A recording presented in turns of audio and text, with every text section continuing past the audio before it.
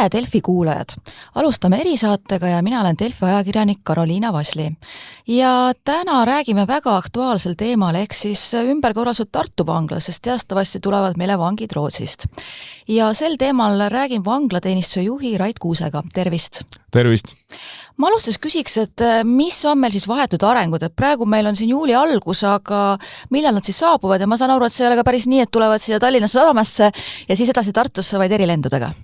Jah, töö praegusel hetkel käib, sest et poliitikud on oma otsused teinud ja öelnud vanglateenistusel, et vanglarendileping on reaalsus ja selle vanglarendilepingu nii-öelda jõustamise protsess on praegu siis alanud. See tähendab seda, et riigid vahetavad omavahel noodid välislepingu jõustamise osas ja peale nootide vahetumist on 30 päeva ja siis on see leping päriselt jõus ja me peame seda rakendama hakkama.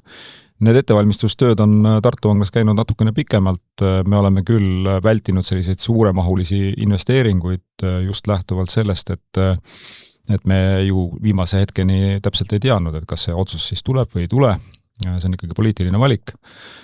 Ja nüüd täna tegelikult valmistamegi ette seda, et paigutame ümber Eesti kinnipeetavad teistesse vanglatesse, see käib praegusel hetkel, värbame personali, huvi Tartu vangla vastu on väga suur ja tegelikult ka põhjusega, sest et uued töökohad, väga väärikad töökohad, väga huvitavad töökohad, ma ütleksin nii, ja tõepoolest töötasu on ka konkurentsivõimeline piirkonnas, nii et selle kõigil on hea meel ja kõike me teeme seda selleks, et olla augustis siis valmis, et hakata siis neid kinnipeetavaid järjest vastu võtma ja nagu öeldud, siis ei juhtu see muidugi nii, et keegi tuleb siin Tallinnas laeva pealt maha ja siis ostab pileti Tartusse, vaid ikkagi Rootsi vanglateenistus toimetab need inimesed Tartusse eelduslikult lennutranspordiga ja meie võtame siis nad lennuki pealt oma hoole alla ja viime konvoi saatel siis Tartu vanglasse, kinnisele territooriumile. Saan aru, et riburadamisi tulevad, et alguses selline väiksem osa ja siis tasapisi juurde.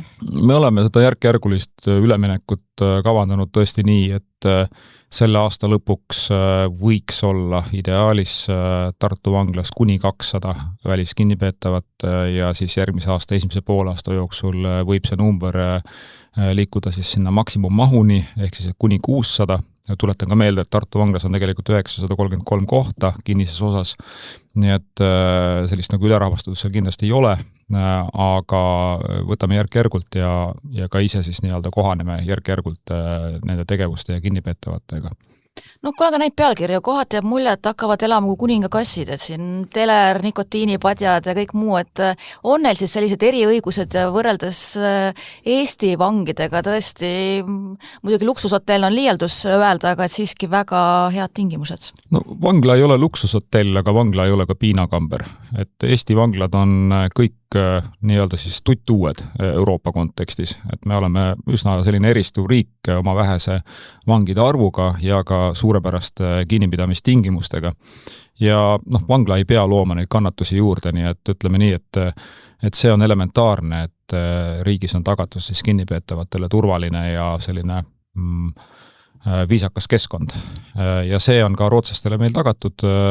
Midagi sellist väga erilist võrreldes meie kinnipeetavatega ma tegelikult ei näe, et oleks. Mõningad kohandused võib-olla küll, sest ega ka meie kinnipeetavad täna saavad vaadata telekat, saavad olla üksi või kahekesi kambris maksimaalselt ja tarvitada, ma ei tea, näiteks erinevaid e-teenuseid, mida vangla on siis neile kättesaadavaks teinud, nii et see on suhteliselt nagu sarnane. Üks erisus, mida te mainisite, tõepoolest on see, et me oleme nii kokku leppinud, või õigemini leping näeb siis vanglateenistusele ette, et me peame võimaldama siis nikotiinipatjade kasutamise. Eesti vanglates teadupärast kehtib täielik tubakakeeld ja ei kinnipeetavad ega ka valvurid või siis teenistujad ei suitseta vangla territooriumil ega tarbi ka muid siis nii-öelda selliseid alternatiivtooteid nagu veipimine või midagi taolist ei ole ka lubatud. Nüüd nikotiinipadjad toona, kui me seda keeldu kehtestasime, ei olnud väga laialt levinud ja toona selle alternatiiviga ka ei arvestatud, et täna siis me need nikotiinipadjad lubame ja seda küll ainult vanglapoe vahendusel, nii et see on võib-olla selline üks sellised silmaga nähtavaid suuremaid erisusi tõesti. No kui ma kuulasin ka Riigikogus, kui arutati, natukene segaseks jäi just see kuritegude liigi ja kurjategijate suhe, et ma saan aru, et kas siis ikkagi seksuaalkurjategijad ei tule, aga seda vist lepingus ei ole kindlalt sätestatud või kuidas sellega on? Meil lepingu läbirääkimistel ei läinud nii-öelda seda teed, et me oleksime kuritegude täielikku siis nimekirja pannud ja kõik välistused selle järgi, et milliseid kuritegusid keegi on sooritanud, sest et me teame ju seda, et vanglas on väga erinevaid inimesi erinevate tegude eest, kõik on seal põhjusega ja kõik need põhjused on tegelikult avalikkusele suur kannatus ja vaev olnud. Nii et selles mõttes me oleme näinud ette pigem seda, et me vaatame neid isikuid, kes siis vanglas on ja vaatame, mis nendega seonduvad, küll aga me oleme välistanud sellised terrorismikuriteod, organiseeritud kuritegevuses osalenud kinnipeetavate või korraldajate nagu rollis olnud kinnipeetavate siia toomise, naiste alaealiste siia toomise, väga eakate inimeste siia toomise erinevatel põhjustel, et kas siis on nagu nii-öelda liiga suur koormus meie süsteemile või siis teisipidi me tegelikult ei taha, et mingid sellised ütleme siis kuritegelikud sidemed nagu Eesti territooriumile tuleks. Ja sellest lähtuvalt on siis see grupp selline kuritegude mõttes võib-olla natukene mitmekesisem, aga kindlasti ta võiks olla sellise pikema vangistusajaga kinnipeetav ja selliselt see vangistuse keskmine osa siin kantuka saab. Ma saan aru, et tegelikult seal keskmine profiil, keskmine vanus väga kõrge ei tule, et sellised noored täis elujõus mehed. Ja täna Eesti vanglad on selline keskmine vanus Eesti vanglates kinnipeetavatel on 40-41 eluaastat, et Rootsi vangide keskmine vanus on natukene noorem. See oli meil ka nii 15 aastat tagasi kuskil 30 kandis, et eks ta sinna 30-40 vahele jääb vastu. No mis ma olen ka ise tartlastega suhenud, kardetakse seda, et kui seal ka mõni, ütleme, lõpeb karistusaeg ära, et mine tea, kolivadki Tartusse, võib-olla kolivad lähedased sinna, mis nende hirmude kohta ütlete? Mul on selle kohta tegelikult päris huvitav mälestus või lugu nii-öelda ja ma usun, et päris paljudel tartlastel on selle kohta ka, et mina veel mäletan ka seda aega, et oli minu karjääri algus aastad siis, kui Tartu vanglat ehitati ja toona ma tegelesin rohkem kriminaalhoolduse valdkonna eestvedamisega. Ja siis ka me käisime Tartu linnavolikogus siis rääkimas sellest, et millised erinevad õigusrikkujatega tegelemise teenistused on olemas, sealhulgas kriminaalhooldus ja vangla. Ja mure oli ju väga suur ja tegelikult väike skandaalgi Eestis, et see vaidlus linna ja riigi vahel, et kas nüüd vangla ehitamisega kaasneb see, et kõik kinnipeetavad, kes oma karistuse ära kannavad, jäävad Tartusse elama. Seda tegelikult ei juhtunud ja seda möönavad tegelikult ka täna tartlased, et see hirm toona oli natukene ülepaisutatud. Nüüd me oleme hoopis teises olukorras väliskinnipeetavatega. Nad tulevad siia karistuse keskpaigas, nad tulevad kinnise vangla territooriumile, nad sealt ei lahku, nad viiakse kohe peale siis seda Eestis viibimise perioodi lõppu Rootsi tagasi järelevalve all ja seal tegeletakse nende vabastamise asjadega, nii et ma ei näe sellist nagu suurt tõenäosust, et need kinnipeetavad nüüd avastaks, et Tartu on see koht, kuhu nad peale siis täieliku karistuse ärakandmist Rootsis tahaksid kindlasti naasta. Aga suhtlus lähedastega, et muidugi võimatakse videokõnesid, aga ega ei saa ka ju kätt ette panna, et nüüd lähedased ei võiks siia tulla, eks? Nii ja naa, et saab ja ei saa kätt ette panna, et selles mõttes vanglateenistusel on täna õigus keelduda erinevate külastajate vanglasse lubamisest, tehes neile põhjaliku taustakontrolli, nii et keegi ei saa tulla vangla uksele, koputada, öelda, et mina tahan kinnipeetav A-d või B-d näha, et palun tooge ta mulle, et nii need asjad ei käi. Külastamiseks tuleb ennem saada luba, tuleb esitada vastavad taotlused, meie teeme taustakontrolli ja siis me kas lubame või ei luba.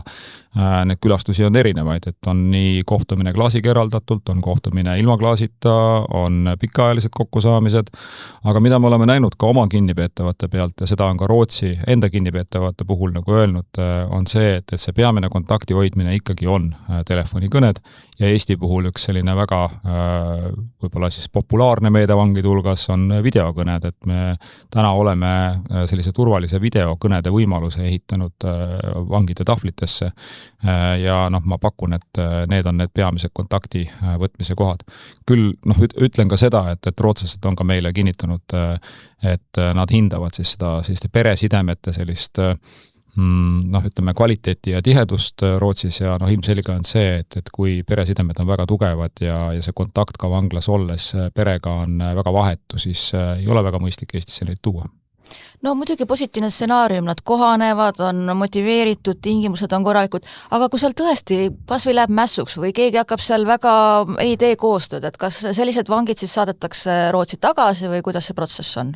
Meil on võimalus igal ajahetkel mis tahes kinnipeetav tagasi Rootsi saata, kui me leiame, et tema riskiprofiil on muutunud selliseks, mis ei vasta lepingule või muul moel ta meile põhjustab nii-öelda probleeme.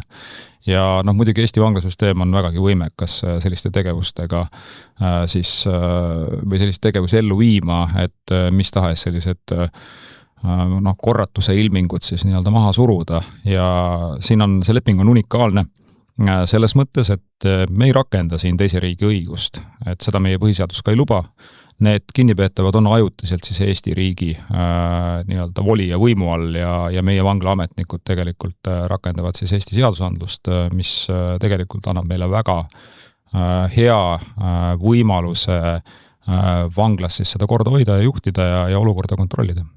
Kuidas läheb siis töötajaskonna otsimisega? Kordame üle ka siis, et kui palju neid töötajaid juurde võetakse ja korra käis ka läbi, et 2400 €, aga ma olen ka lugenud, et tõesti, kui sa seal juurde koolitad ennast, et siis see protopalk võib küündida sinna 3000-ni.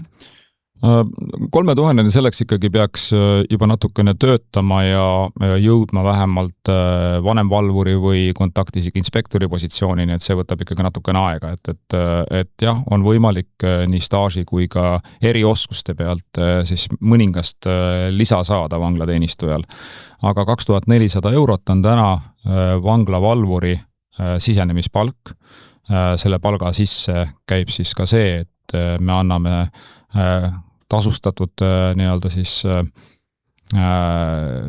õppe, et palk säilib kutseõppe läbimise ajal, see on ka kohustuslik, tuleb minna ja läbida siis Sisekaitseakadeemia vanglateenistuse kolledžis erialane väljaõppe. Me eeldame, et inimene on laitmatu taustaga ja keskharidusega ja valdab kõrgtasemel riigikeelt, et need on siis nii-öelda sellised ainukesed sisenemise eeldused ja edasi on siis karjäär on avatud. Ma arvan, et see töötasu 2400 € tegelikult ei ole väga kõrge. Selle lihtsalt põhjusel, et me ju näeme erinevates vanglates, et ei saa öelda just seda, et alati on nagu tungi nendele valuri kohtadele. See töö on tegelikult päris keerukas ja pingeline.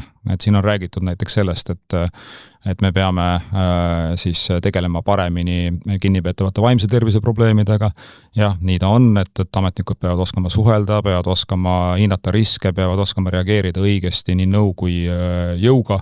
Nii et selles mõttes on ta selline paras väljakutse. Nüüd tulles selle juurde, kas Tartu vanglasse tahetakse täna tööle tulla? Jah, tahetakse. Et me oleme alustanud lisaametnike värbamist, me näeme, et sõltuvalt kinnipeetavate arvust, et kuni 600 siis, me peaksime värbama kuni 300 täiendavat ametnikku. Me oleme natukene sellesse ametnike suhtarvu suurendanud võrreldes meie tavapäraste vanglatega selles vanglas, et arvestades selle kinnipeetavate hulga siis sellist mõningast erisust ja meile võib-olla ka kohanemisvajadust. Aga esimestel nädalatel Tartu vanglas on kandideerinud circa 260 inimest juba. Nii et me näeme, et vähemasti siis selle aasta värvamise eesmärgi me kindlasti täidame. Ja hea meel on ka näha, et vanglateenistus mõnes mõttes on suurendanud oma populaarsust, sest et hiljuti teatas ka vanglateenistuse kolledž, et kõrgharidusõppe kandidaatide rekord purustati nüüd viimase 10 aasta jooksul. Meil on üle 5,5 inimese ühele siis kõrgharidusõppe kohale kandideerimas täna, nii et see teeb ainult head meelt, sest sisejulgeolek saab olla tugevam siis, kui kõik selle osad saavad järjest tugevamaks. Ja selge on ju see, et ka vanglast tihtipeale liigutakse teistesse sisejulgeoleku teenistustesse edasi. Vastupidine liikumine tegelikult on natukene harvem, nii et mõnes mõttes ehitame siis tugevamat sisejulgeolekut täna. no kui rääkidagi vastupidisest liikumisest, et 2400 eurot tänases Eestis, kus kulud on väga suured, ei ole tõesti nii hiiglaslik palk, aga samas me teame, kuidas läheb päästjatel, ega politseis on ka töökoormus on väga suur, et teised asutused muretsevad, et kas inimesed jooksevad üle, et kuidas sellega on ja kas olete omavahel ka asutusejuhid arutanud seda küsimust? Ja asutusejuhid ikka arutavad omavahel neid teemasid ja me püüame nii-öelda vältida sellist ebatervet konkurentsi ja inimeste liikumist. Mina toetan päästjate ja politseinike püüdlusi paremateks palgatingimusteks, et ma arvan, et me peamegi sellele tervikuna ja koos vaatama. Tööd on siiski mõnevõrra nagu erinevad, et kui ma enne ütlesin, et Tartu vanglas oli 260 kandidaati ja siin vahepeal oli väike hirm, et võib-olla kõik politseinikud tahavad saada vanglavalvuriks, siis selles 260 on ainult 6 politseitaustaga inimest, kes on oma nii-öelda avalduse esitanud. Ja loomulikult ei ole meie eesmärk kedagi kuskilt mujalt endale nii-öelda üle värvata. Need tööd on erinevad, nad on eripalgelised, aga samas on olemas ka mingi ühisosa, et kus me saame üksteist toetada ja aidata, näiteks vanglateenistusel on ju väga selge ülesanne minna politseiametnikele appi, kui on tegemist massilise korratuse või mingi rahutusega ja maikuu on tavaliselt see hetk, kus vanglateenistujad siis külje kõrval politseinikega on tänavatel ja aitavad neil siis ohjata neid võimalikke konflikte ja riske, mis maikuus Eestis paraku tihtipeale nähtavad on. No õppeosas, et räägis ka sellest keeleoskusest, et nüüd huvitabki, kui palju siis ka neid tõlke juurde võetakse ja kuidas see suhtlus hakkab välja nägema või on tõesti Rootsi pool ka lubanud, et suurem osa neist räägib inglise keelt, kes siia tulevad? Meie lepingu järgi oleme kokku leppinud nii, et töökeel või selline suhtluskeel on inglise keel.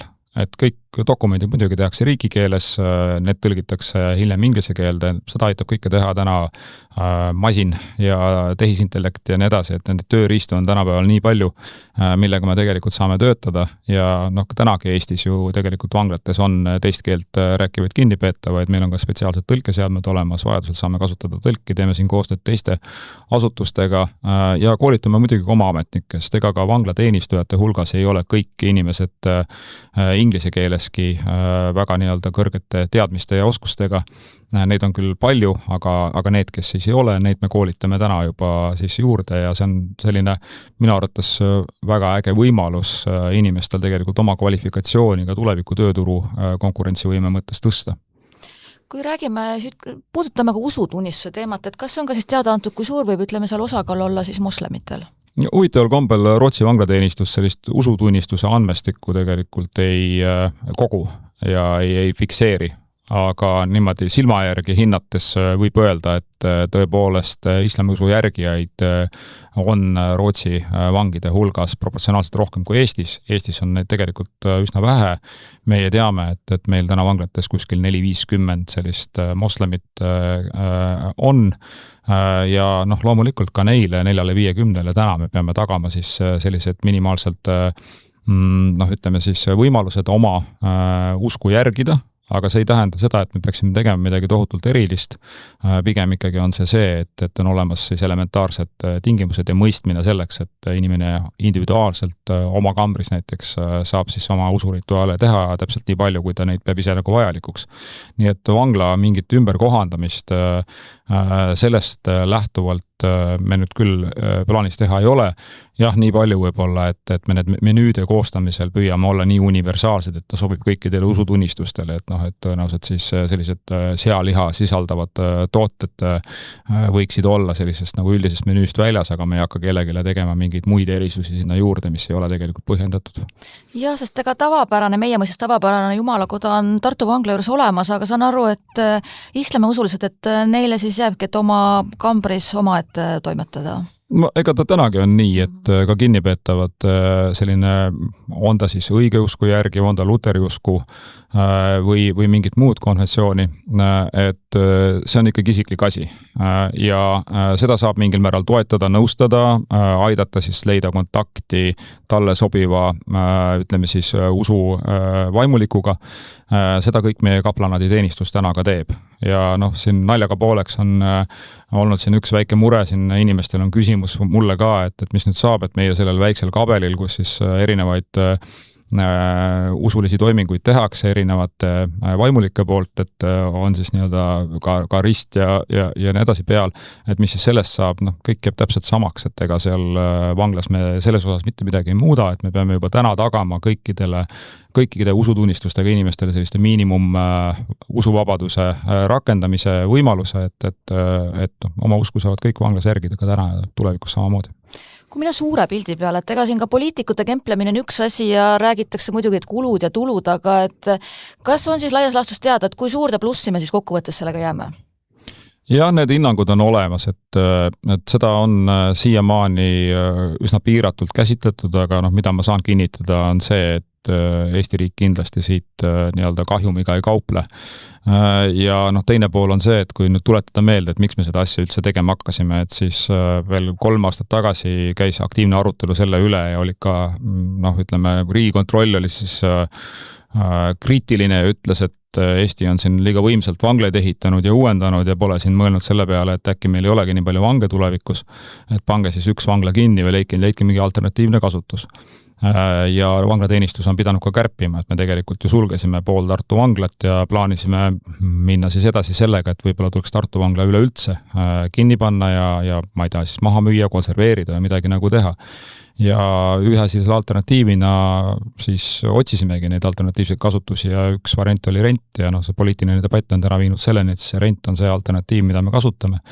Nüüd Eesti on oma vanglasüsteemi ehitanud väga nutikalt sellepärast, et me ei ole läinud sellist teed, et igas maakonnas oleks oma pisikene vanglakene, kus siis, mis tegelikult on kulukam, et täna soomlaste kogemusest me näeme, et sellised väiksemad, väga hajali olevad kinnipidamisasutused on tegelikult raske hallata, eriti siis, kui kinnipeetavate arv ja nende paiknemine hakkab muutuma, et tänagi on ju enamus Eesti elanikke elavad Harjumaal, Tallinna piirkonnas, see tähendab seda, et see koormus ka nii probleemide kui ka rõõmudega on tegelikult siin piirkonnas.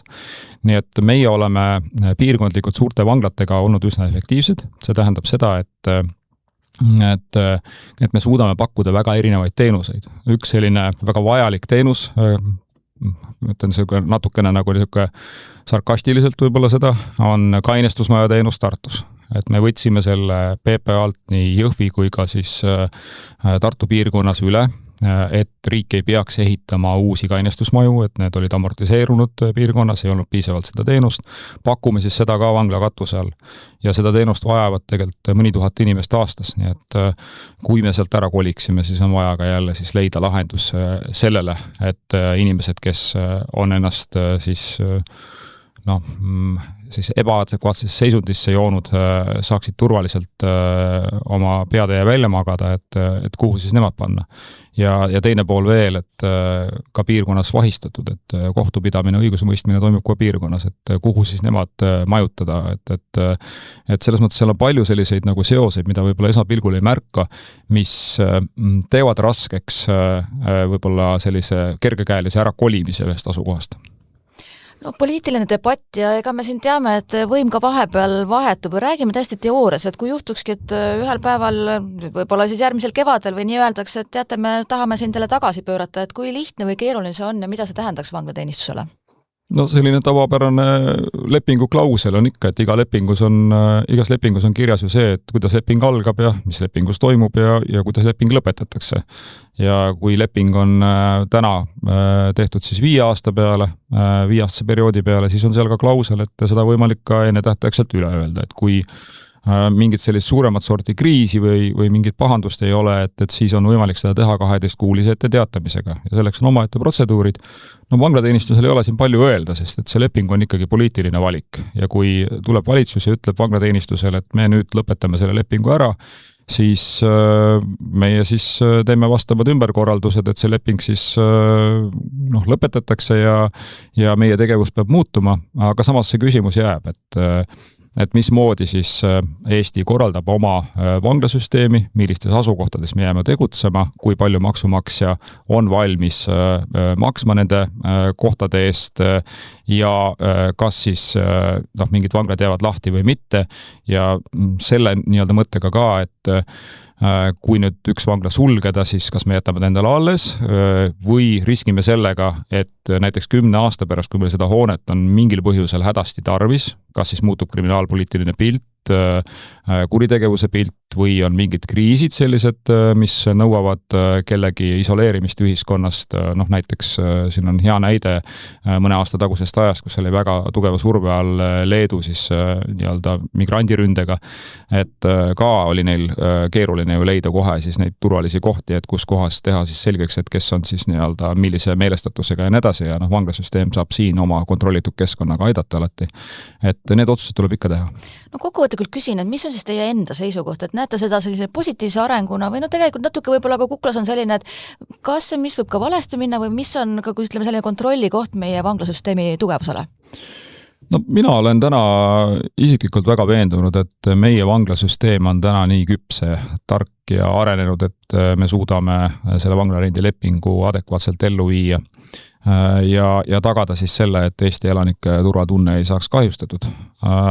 Loomulikult on siin alati erinevaid selliseid tegevusi, mida tuleb veel ellu viia ja meie argipäev vanglateenistuses ongi tegeleda erinevate riskidega, erinevate ootamatustega, leida vastumeetmeid, püüda selle käigus ka inimest mitte ära unustada. Nii et teeme oma tööd võimalikult hästi, see on unikaalne projekt, sellest tegelikult võib saada ka mõnes mõttes laiemalt hea edulugu suunanäitaja. Loomulikult ei ole ta kriitikavaba, me saame sellest aru, et on erinevaid arvamusi selles osas, on erinevaid kõhklusi. Meie asi on teha oma tööd sama kvaliteetselt, nagu me oleme kogu aeg teinud ja näidata, et tegelikult kõiki neid hirme võib-olla ei oleks pidanud ka tundma. Suur aitäh teile tulemast! Aitäh!